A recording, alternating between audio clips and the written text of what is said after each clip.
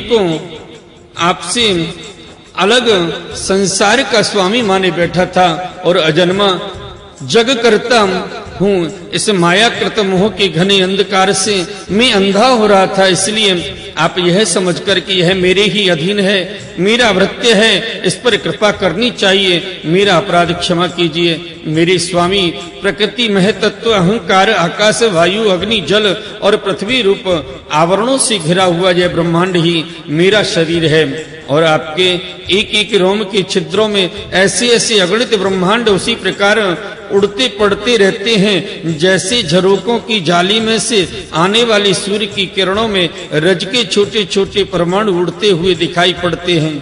कहाँ अपने परमाणु से 3.5 हाथ के शरीर वाला अत्यंत क्षुद्र मैं हूँ और कहाँ आपकी अनंत महिमा। वृत्तियों की पकड़ में न आने वाली परमात्मा जब बच्चा माता के पेट में रहता है तब अज्ञानवश अपने हाथ पैर पीटता है, परंतु क्या माता उसे अपराध समझती है या उसके लिए वह कोई अपराध होता है और नहीं है। इन शब्दों से कही जाने वाली कोई भी वस्तु ऐसी है क्या जो आपकी कोख के भीतर न हो। श्रुतियां कहती हैं कि जिस समय तीनों लोग प्रलय कालीन जल में लीन थे, उस समय उस जल में स्थित श्री नारायण के नाभि कमल से ब्रह्मा का जन्म हुआ। उनका यह कहना किसी प्रकार असत्य नहीं हो सकता।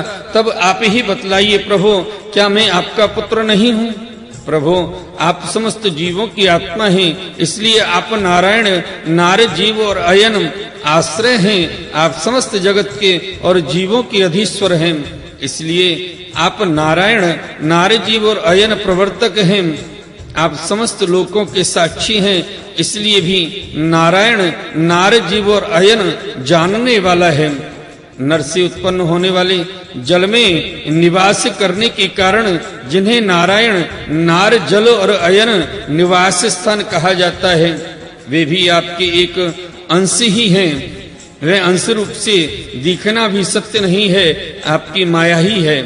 भगवान, यदि आपका वह विराट स्वरूप सचमुच उस समय जल में ही था तो मैंने उसी समय उसे क्यों नहीं देखा, जबकि मैं कमल नाव के मार्ग से उसे 100 वर्ष तक जल में ढूंढता रहा।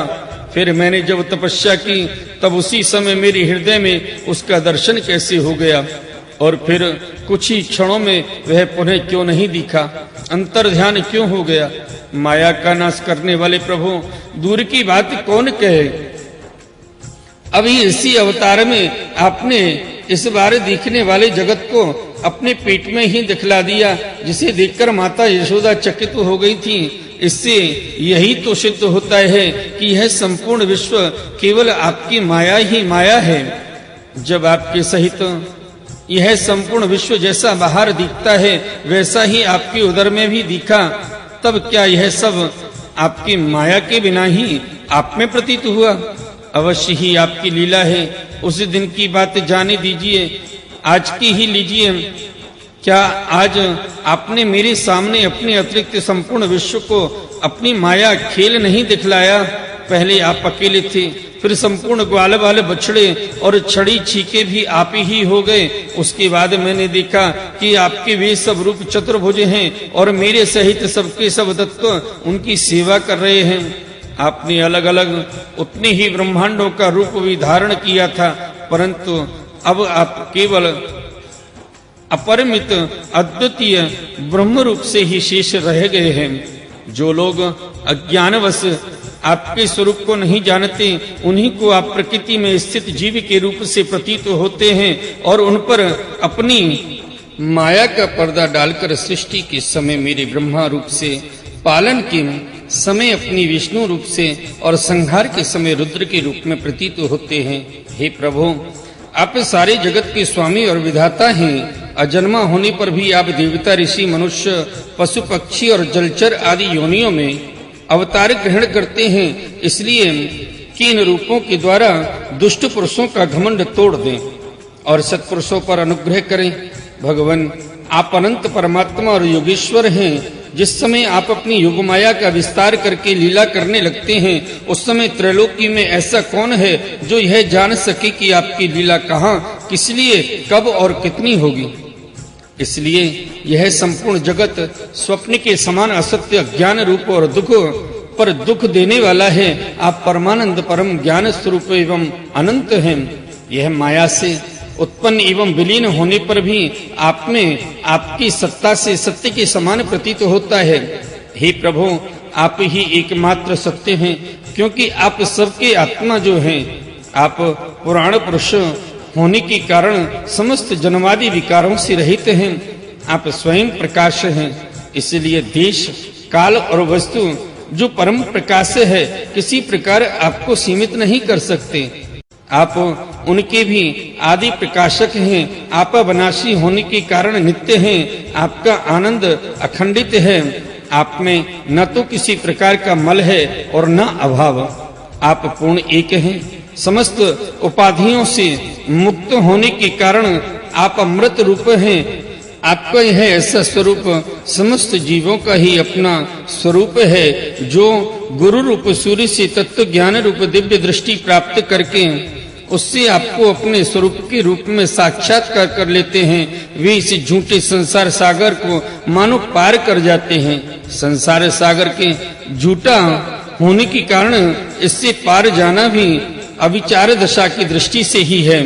जो पुरुष परमात्मा को आत्मा के रूप में नहीं जानते, उन्हें उस अज्ञान के कारण ही इस नाम रूपात्मक निखिल प्रपंच की उत्पत्ति का भ्रम हो जाता है, किंतु ज्ञान होते ही इसका आत्यंतिक प्रलय हो जाता है। जैसे रस्सी में भ्रम के कारण ही सांप की प्रतीति होती है और भ्रम की निवृत्ति होते ही उसकी निवृत्ति हो जाती है।